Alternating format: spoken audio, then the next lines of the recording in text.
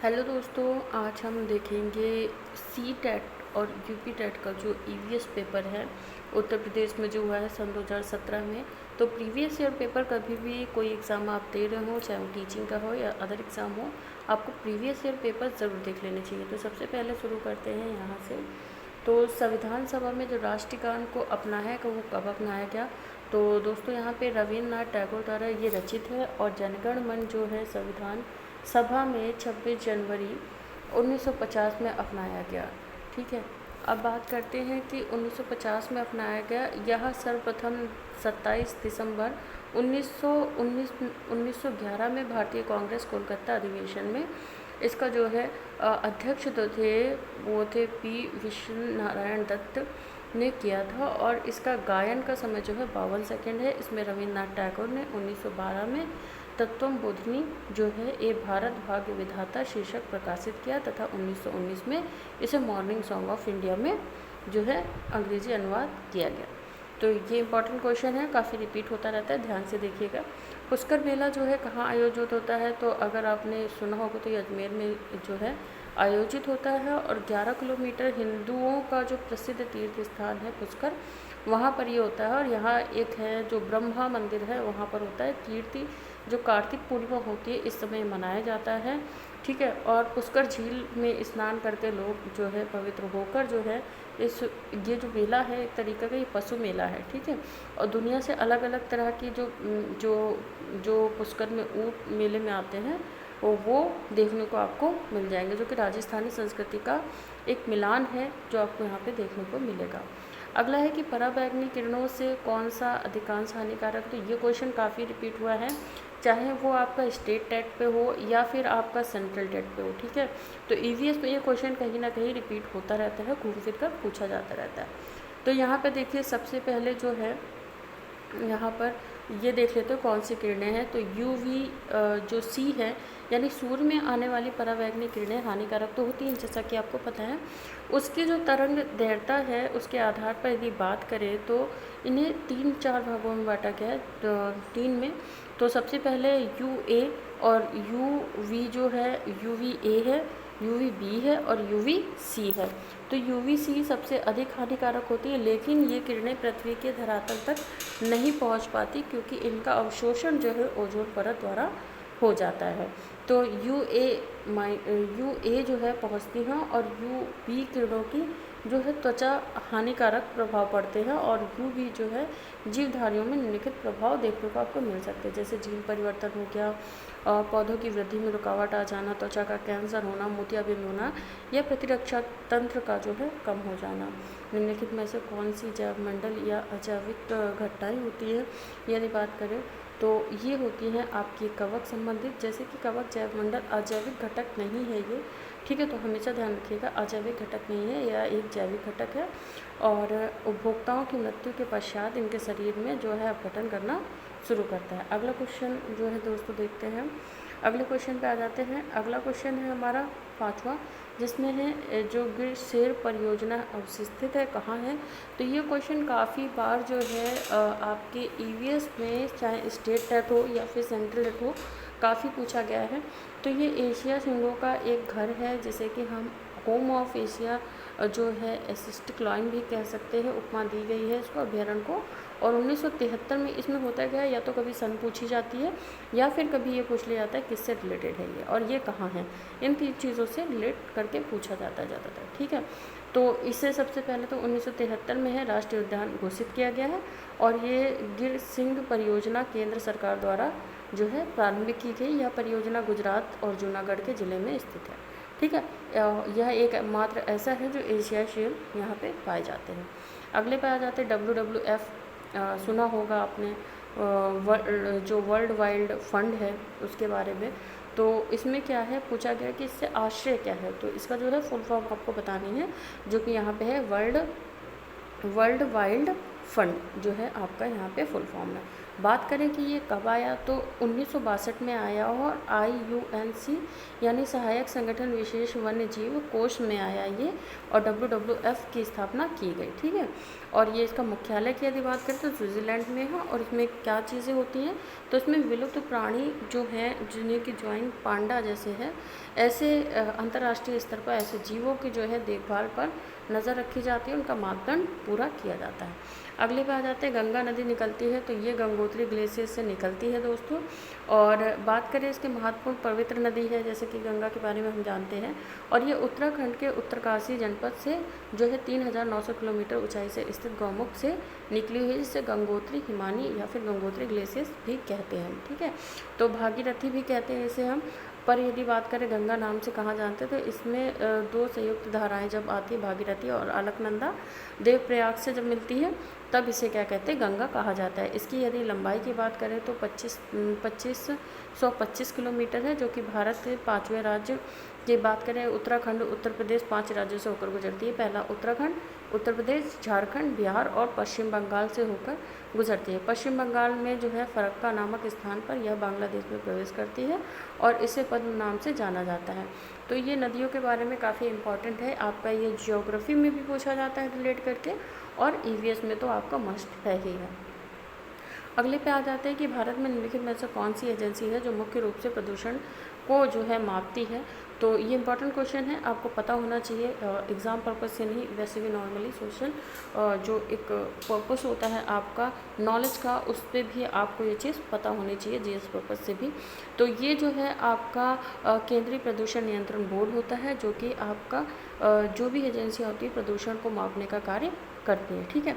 इसमें वायु प्रदूषण का मूल्यांकन हो गया, इस पर निगरानी रखना होगा, केंद्रीय प्रदूषण या केंद्रीय प्रदूषण जो एक शीर्षक है उन सभी पर ये नियंत्रण करता है, रोकथाम के जो प्रयास होते हैं ज़्यादा से ज़्यादा करने की कोशिश करता है। अब बात करें कोटोपैक्सी, तो यह एक जागृत ज्वालामुखी है जो कि अवशोषित करता है, ठीक है। क्या करता है, तो ये एंडीज में होता है और यह एक जागृत ज्वालामुखी है, और यह विश्व का सबसे ऊंचा ज्वालामुखी पर्वत है, ठीक है। तो हमेशा याद रखिएगा, एंडीज पर्वत जो है, एक तो ये कोटोपिक्स है और यह जागृत और सक्रिय है, और ये कहाँ पाया जाता है, विश्व का सबसे बड़ा जो है ज्वालामुखी पर्वत है, और यह दक्षिण अमेरिका महाद्वीप यानी इक्वाडोर में जो है एंडीज पर्वतमाला वहाँ पर ये स्थित है। अगले पे आते हैं 10वें क्वेश्चन पे, तिब्बत की जो सांगोपोवा नदी है वो किस नाम से जानी जाती है तिब्बत में, तो ये जो है ब्रह्मपुत्र के नाम से जानी जाती है, ठीक है। मानसरोवर झील के निकट जब ये पहुँचती है, जिसे कि हम चेयोंगडंग हिमानी जो है से निकलती है, ब्रह्मपुत्र को तिब्बत में जो है सांगपोआ यानी सापो नदी यानी तिब्बत भाषा में यदि बात करें पवित्र करने वाली होती है, ठीक है। तो इस नाम से जाना जाता है। बात करेंगे इसकी लंबाई की, तो 2580 किलोमीटर है। भारत में यदि बात करें तो 1346 किलोमीटर है। विश्व की सबसे बड़ी लंबी जो नदी है द्वीप समूह का मंजुली इसी नदी पर स्थित है, ठीक है। अब आ जाते हैं 11 क्वेश्चन पे, तो टोटल जो क्वेश्चन है आपके EVS में वो 30 क्वेश्चन आते हैं, ठीक है। अब आते हैं कि जो घास भूमि क्षेत्र में जो परितंत्र की खाक श्रृंखला में सबसे अधिक ऊंचा स्तर है उपभोक्ता का, वो कौन सा है। यदि उसकी बात करें तो B जो है आपका यहाँ पे मांसाहारी है। मांसाहारी इसलिए है क्योंकि देखिए जो खाद्य श्रृंखला है उसमें सबसे ऊंचा जो है उपभोक्ता कौन है, मांसाहारी। सबसे पहले खाद्य स्थलीय परिस्थितियों को, तंत्र को, श्रृंखला को, ये जो है एक तरीके से, अब देखिए यहाँ पे एक जैसे कि घास है वो टिड्डा जो है इसका प्राथमिक उपभोक्ता है, फिर टिड्डी को जो है मेंढक खा लेता है, और मेंढक को क्या, सांप खा लेता है, और सांप को गिद्ध खा लेता है। तो ये एक यहाँ पे दे रखी है एक चक्र है जो कि यूँ चलता रहता है, ठीक है। अब आते हैं वायुमंडल का प्रमुख स्तर क्या है, तो EVS में वायुमंडल से आपका एक क्वेश्चन हर बार बनता है।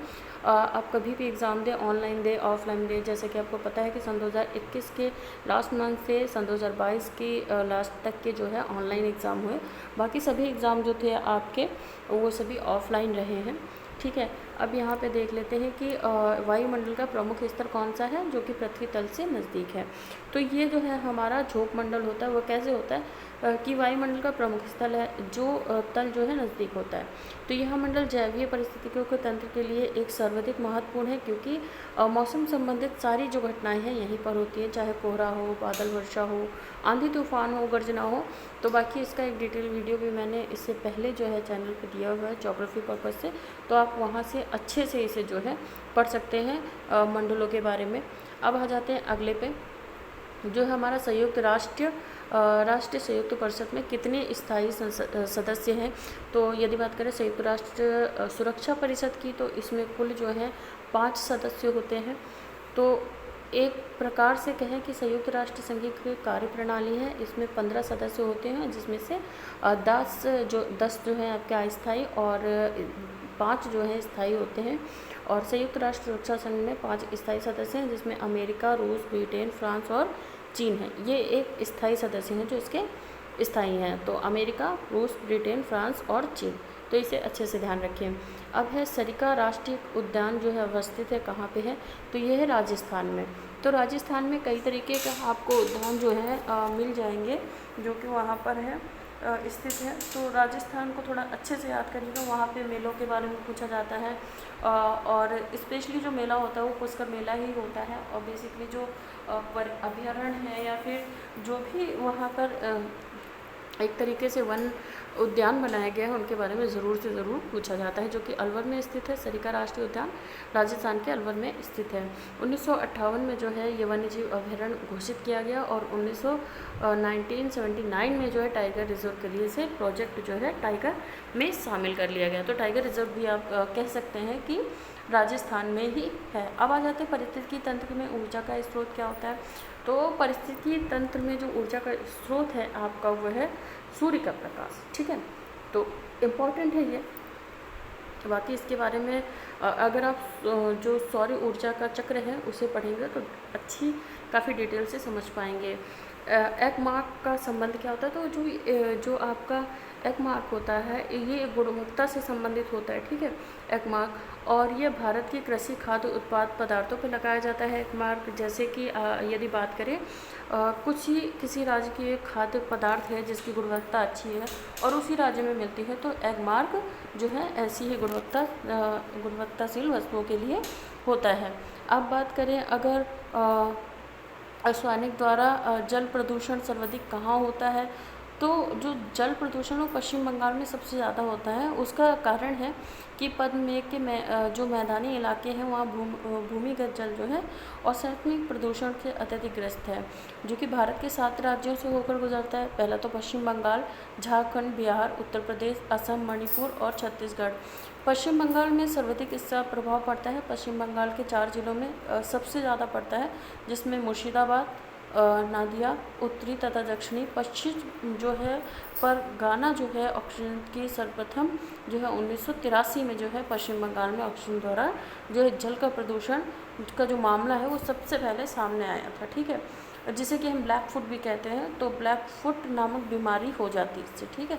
तो कई बार क्वेश्चन ये आता है कि ब्लैक फुट बीमारी जो है किससे हो जाती है और किस कारण से हो जाती है, तो आपको पता होना चाहिए।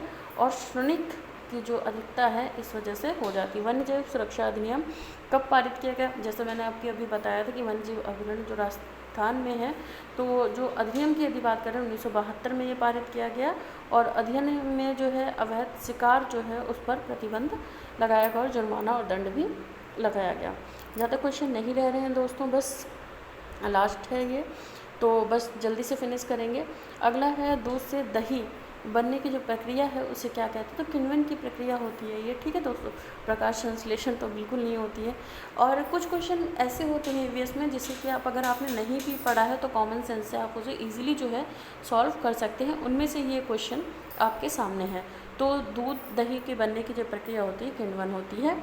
और यदि बात करें किण्वन क्या है, और दूध में जो आपका सफेद कोष का लैक्ट्रिस होता है, तो इसमें क्या है, इस नामक जीवाणु से जो है जीवाणुओं में पाए जाते हैं, और इससे जो शर्करा किण्वन है वो लैक्टिक जो है अम्ल बनाती है, जिसके कारण ही दूध खट्टा हो जाता है और दही बनता है, ठीक है। और इसमें प्रोटीन जो है छोटी छोटी बूंदों में एकत्रित हो जाता है और दही जमने लगता है, ठीक है। तो दूध की इसी प्रक्रिया को हम क्या कहते हैं, किण्वन कहते हैं, ठीक है। और सबसे पहले अगर बात करें आंशिक किण्वन की कराया जाता है, जो कि दही को पोषण प्रदान करता है एक तरीके से, ठीक है। अब बात करें किस देश से संबंधित मौलिक कर्तव्यों के लिए किया गया। तो मौलिक कर्तव्यों की यदि बात करें तो मौलिक कर्तव्य किस देश से लिए गए। तो दोस्तों देखिए ये जो है जो यहाँ पे ईवीएस से क्वेश्चन आपके पूछे जाएंगे वो कक्षा 1 की 5 तक की अगर आप बुक पढ़ लेते हैं ईवीएस की तो काफ़ी हद तक के आपको एनसीईआरटी से भी हेल्प मिल जाएगी अगर आप बेसिक स्टैंडर्ड की बुक भी पढ़ते हैं तो जैसे कि आप सभी जानते हैं कि जो एग्ज़ाम डेट है वो आ चुकी है, तो जितना हो सके प्रीवियस ईयर पेपर की प्रैक्टिस करें। इस टाइम पे काफ़ी कम टाइम बचा है। तो अगले पे आ जाते हैं ध्रुव तारा कहा जाता है। ध्रुव तारा कहा जाता है तो ध्रुव तारा किसे कहा जाता है, कॉमन सी चीज़ है, उत्तरी तारे को जो है हम ध्रुव तारा कहते हैं और ये उत्तर की ही दिशा में चमकता है तथा उत्तरी ध्रुव को ठीक ऊपर स्थित है, इस कारण से इसे उत्तरी ध्रुव तारा भी कहते हैं। भारत में जो प्रोजेक्ट टाइगर है वो कब प्रारंभ हुआ। प्रोजेक्ट टाइगर अभी हमने थोड़ी देर पहले पढ़ा था और इसी सन में देखिए क्वेश्चन दोबारा से घुमाकर पूछा गया है। तो 1973 में जो है प्रोजेक्ट टाइगर शुरू किया गया था, ठीक है। और जलवायु परिवर्तन के कारण इसे संचालित किया गया। और बात करें अगर भारत में तो 49 टाइगर्स रिजर्व हैं, जिसमें से उत्तराखंड का जो राजाजी टाइगर है रिजर्व वो 48वां है और जो ऑरेंज टाइगर रिजर्व है वो 49 है जो कि असम में स्थित है। तो ये काफ़ी अच्छी जानकारी आपको यहाँ से मिल गई।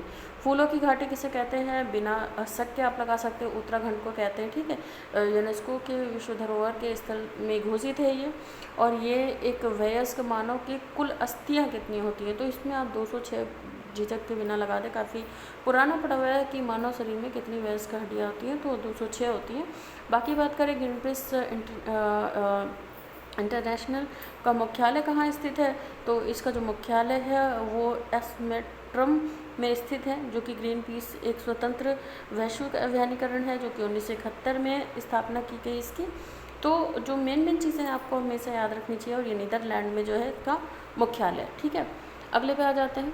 तो वो ज़्यादा क्वेश्चन नहीं रह रहे हैं दोस्तों, तो इसी स्पीड से अगर क्या कहते हैं आप अपना क्वेश्चन पेपर सॉल्व करेंगे तो आई होप कि आप जो है ईवीएस में 30 में से 30 नंबर लाने में आपको कोई नहीं रोक सकता। अगर थोड़ी बहुत गलती हो भी जाती है तो कम से कम आप 29 मार्क्स ला ही सकते हैं। प्रकाश संश्लेषण के प्रकाशीय चरण के दौरान जो है ऑक्सीकरण जो है वो किसका अपचय होता है, तो इसमें जो अपचय होता है वो जल यानी NADP का होता है। तो देखिए यहाँ पे फार्मूले के थ्रू भी समझाया गया है। जो प्रकाशीय संश्लेषण अभिक्रिया होती है इसमें हरित लवक का ग्रीन भाग जो होता है वो अवशोषित होता है। इस अभिक्रिया को अणुओं को प्रकाशीय अपघटन होता है और हाइड्रोजन आयरन जो है प्राप्त करता है, यानी H2O जो कि जल है हमारा, और 2H+ जो है 1/2 O2 में जो है डिवाइड हो जाता है। और उसके बाद जो है जो 2 E होती है वो ऑक्साइड होती है। तो यही चीज़ है, ये प्रोसेस है। इसी को क्या कहते हैं आगे चल के जब हम इसे सॉल्व करते हैं तो ये जो है हमारा निकोटीन एटमेडाई निकोलाइट फॉर्मेट जो है वो अणुओं का अपचय करके जो है ऑक्सीकृत हो जाता है, ठीक है। अगले पे आ जाते हैं।